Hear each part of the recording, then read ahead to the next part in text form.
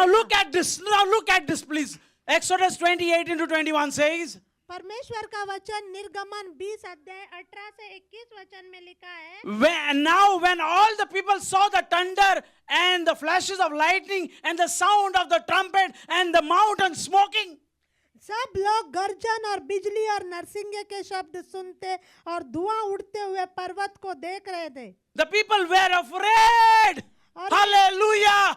और वे देखकर कांप के दूर खड़े हो गए। People were afraid because they didn't know God. They could not hear God. They were afraid. They thought that God is something very, very, punishment giving God. They were afraid. तो ऐसे सब बातों को देख के उन्होंने पहले जो कभी ऐसी बातें नहीं देखी थी तो वो बहुत ज्यादा डर गए। And trembled, and they stood far off and said to Moses, "You speak to us and we will listen, but do not let God speak to us." वो कांप कर दूर खड़े हो गए और वे मूसा से कहने लगे, तू ही हमसे बातें कर, तब तो हम सुन सकेंगे। My dear friends, some of you who are sitting here, thank you, sister. I'm disconnecting you. But there are people who are sitting here. They want only pastors to speak to God and not them. कुछ लोग यहाँ पर ऐसे बैठे हैं कि वो चाहते हैं कि सिर्फ पासवान परमेश्वर से बात करें और वो लोग परमेश्वर से बात नहीं करते। God has given you the Holy Spirit for you to hear God. परमेश्वर ने आपको पवित्र आत्मा इसीलिए दिया है ताकि आप परमेश्वर से सुन सके। You may be thinking that God can only speak, in a very, very pleasant way, but God speaks through thunders and lightning. आपको ऐसा लगता होगा कि सिर्फ परमेश्वर बहुत मधुर आवाज से ही बात करता है, लेकिन परमेश्वर ऐसे गर्जन में भी बात करता है। Amen. Amen.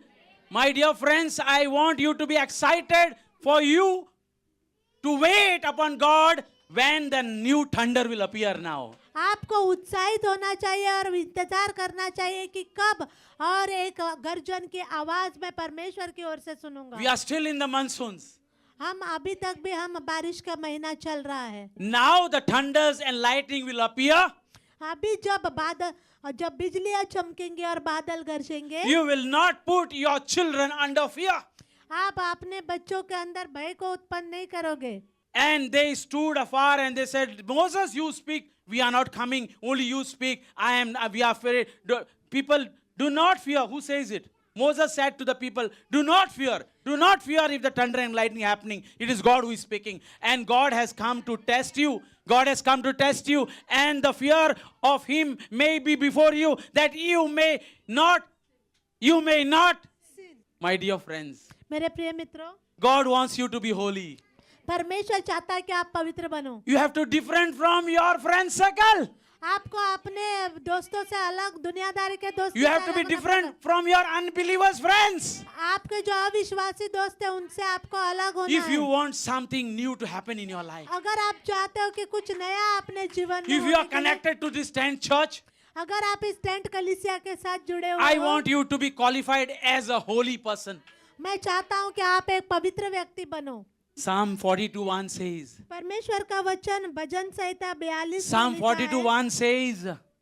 42 As the deer pants for streams of water, so my soul longs for you, O God. जैसे हिरनी नदी के जल के लिए हाँफती है, वैसे ही मेरा मन परमेश्वर के लिए As प्यासा है। the deer pants for water, so my soul longs for God. जैसे हिरनी नदी के जल के लिए The psalmist talks about very nicely. Psalmist says that God saying that you need to desire God like a deer who goes to the water, longs for water. That will happen only when you have a true relationship with God. इस वचन का मतलब यही है कि जैसे हिरनी पानी के पास जाती है और उस पानी के लिए हाँफती है, वैसी ही इच्छा आपके अंदर परमेश्वर के साथ संगति रखने के लिए होनी चाहिए।